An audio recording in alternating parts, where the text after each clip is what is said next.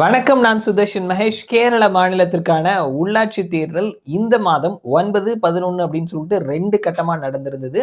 மொத்தமா 1199 இடங்களுக்கு தேர்தல் நடந்திருந்தது. இந்த 2 கட்ட தேர்தல் வாக்குப்பதிவு, அதற்கான வாக்கு எண்ணிக்கை நேத்திக்கு நடந்திருந்தது. ஸோ ஓவராலா நம்ம பார்க்கும் பொழுது எல்டிஎஃப் இடது ஜனநாயக முன்னணி அவர்கள் போன முறை பெற்றிருந்த வாக்குகளை, போன முறை பெற்றிருந்த இடங்களை கிட்டத்தட்ட பாதி இடங்களுக்கு மேல இழந்திருக்கிறாங்க. யுடிஎஃப் காங்கிரஸ் தலைமையிலான முன்னணி அவர்கள் அந்த இடத்தை பிடித்திருக்கிறார்கள். 3வது அணியா இருக்கக்கூடிய என்டிஏ பாரதிய ஜனதா கட்சி அவர்கள் பல இடங்கள்ல வாக்குகளை அதிக அளவுல பெற்றிருக்கிறாங்க. போன முறையை விட அவர்களினுடைய வாக்குகளையும், வாக்கு சதவீதத்தையும் பெற்றிருக்கக்கூடிய வெற்றியும் அதிகரிச்சிருக்கிறாங்க அப்படின்றத கவனிக்க முடிகிறது. பிஜேபி திருவனந்தபுரம் மாநகராட்சியை முதன்முறையா கைப்பற்றி இருக்கிறாங்க. பாலக்காடு முனிசிபாலிட்டியை தொடர்ந்து 3வது முறையா கைப்பற்றி இருக்கிறாங்க. முழுமையான தேர்தல் முடிவுகளை தெரிஞ்சுக்கலாம்.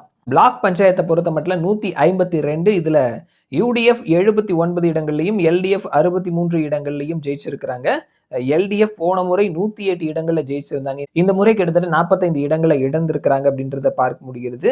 அந்த இடங்களை யுடிஎஃப் கைப்பற்றி இருக்கிறாங்க. அடுத்தது மாவட்ட பஞ்சாயத்தை பொறுத்த மட்டும் 14 இடங்கள், 7 இடங்கள், 7 இடங்கள்ல யுடிஎஃப், 7 இடங்கள்ல எல்டிஎஃப் ஜெயிச்சிருக்கிறாங்க. இதுலயுமே போன முறை எல்டிஎஃப் 11 இடங்கள் ஜெயிச்சிருந்தாங்க. இந்த முறை 4 இடங்களை இழந்திருக்கிறாங்க. அந்த 4 இடங்களை யுடிஎஃப் கைப்பற்றி இருக்கிறாங்க.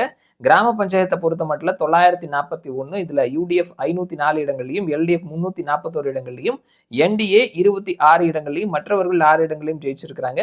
கிட்டத்தட்ட 150 இடங்களுக்கு மேல எல்டிஎஃப் இழந்திருக்கிறார்கள் அப்படின்றத பார்க்க முடிகிறது. அந்த இடங்களை யுடிஎஃப் கைப்பற்றி இருக்கிறாங்க. முனிசிபாலிட்டியை பொறுத்த மட்டும் 86 இடங்கள், யுடிஎஃப் 54 இடங்களையும், எல்டிஎஃப் 28 இடங்களையும், என்டிஏ 2 இடங்களையும், மற்றவர்கள் 1 இடத்திலையும் ஜெயிச்சிருக்கிறாங்க. ஸோ இதுலையுமே எல்டிஎஃப் கிட்டத்தட்ட 43 இடங்கள்ல இருந்து ஒரு 20 இடங்கள் வரைக்கும் இழந்திருக்கிறாங்க.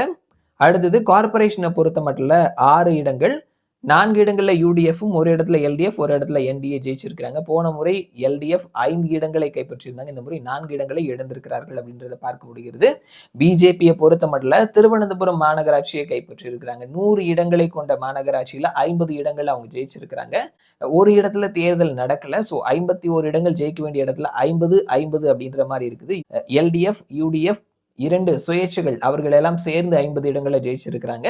ஸோ எதிரணியில எல்டிஎஃப், யுடிஎஃப் சுயேட்சைகள் சேர்ந்து ஒரு பொது மேயரை அறிவிக்கிறதுக்கான வாய்ப்புகள் இல்லை. ஏன்னா இன்னும் ஒரு 4 மாசத்துல தேர்தல் நடைபெறவிருக்கிறதுனால எல்டிஎஃப், யுடிஎஃப் 2 பேரும் சேர்ந்து ஒரு பொதுவான மேயரை அறிவித்தார்கள் அப்படின்னா அதை என்டிஏ பெரிய அளவுல பிரச்சாரம் பண்ணுவாங்க. இவங்க 2 பேரும் அலையன்ஸ்ல இருக்கிறாங்க அப்படின்னு சொல்லிட்டு அதற்கு 99% வாய்ப்பு இல்லை அப்படின்றதுனால ஒரே ஒரு கவுன்சிலர் தான் வேணும் அப்படின்றதுனால அந்த திருவனந்தபுரத்தை என்டிஏ முதன்முறையா மாநிலத்தினுடைய தலைநகரத்தை அவர்கள் கைப்பற்றி இருக்கிறாங்க.